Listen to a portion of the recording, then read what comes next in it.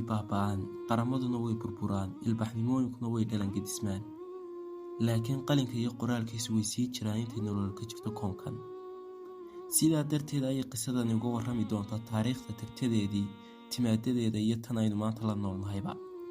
taariikhdu waa mid aan isbedelayn, gadgadoomin, waana mid joogteynaysa nolosha dadka, taasayna ku tiirsantahay jiritaanka, dhaqdhaqaaqa iyo deegaanka bini'aadamku. taariikhdu waa mid aan isbedelin, waana mid soo noqnoqotaa. sidaa darteed haddii xilli waliba lahaan lahaa taariikh u gaara ama meel kastaa lahaan lahay sunno u gooni ah, nolosha ummaduhu way baabi'i lahayd, wayna anban lahaayeen dhammaan khibradihii lasoo dhaafay. laakiin gallad ilaahay dartiis khibradihii lasoo dhaafay may lumin. wixii shalay kugu dhacay maantana way soo noqonayaan, wixii maanta kugu dhacay berito ayay kugu dhacayaan. sidaas ayayna u soconaysaa ilaa maalintay ka dhammaanayso adduunyadu. muhiimadda ay leedahay barashada taariikhdu waa midaas, sababta aynu u dooranay qisadan waa midaas, maadaama ay xambaarsan tahay taariikhda adduunka ka dhacday kala badh. dhacdooyinka noloshu way soo noqnoqonayaan iyadoo aad moodid inay isku mid yihiin. dabcan waa isku mid, dunida wax ku cusubina ma jiraan. haddii aynu taariikhda akhrino waxaynu ogaanaynaa inay dhacday dhacdadan maanta jirta oo kale wakhti hore, iyadoo wadata duruufta ay maanta wadato oo kale. waxaynu awoodnaa inaynu baranno casharadii ku jiray dhacdadaas. hadday guul ahayd wadadeedii baynu maraynaa si aynu ugu guulaysanno sidii ay ugu guulaysteen kuwii ku guulaystay.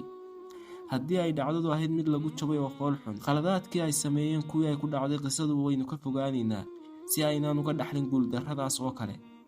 barashada taariikhdu oo sidan loo bartaa waxay qofka ka dhigaysaa mid nool oo soo jeeda, waana mid leh ujeeddo cad. ujeeddadaasna waa in laga baadhayo cibro iyo waayo aragnimo, waana mid ilaahay subxaanahu watacaala ku sheegay kitaabkiisa. لقد كان في قصصهم عبرة لأولي الألباب.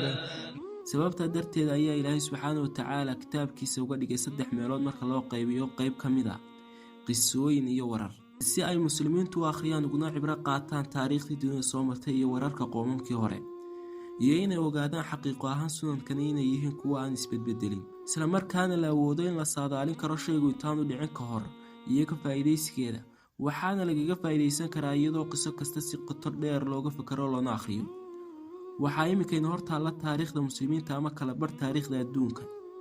waa dhacdo ku saabsan soo bixitaanka awood cusub oo cabsi leh qarnigii 7 ee taariikhda hijriga.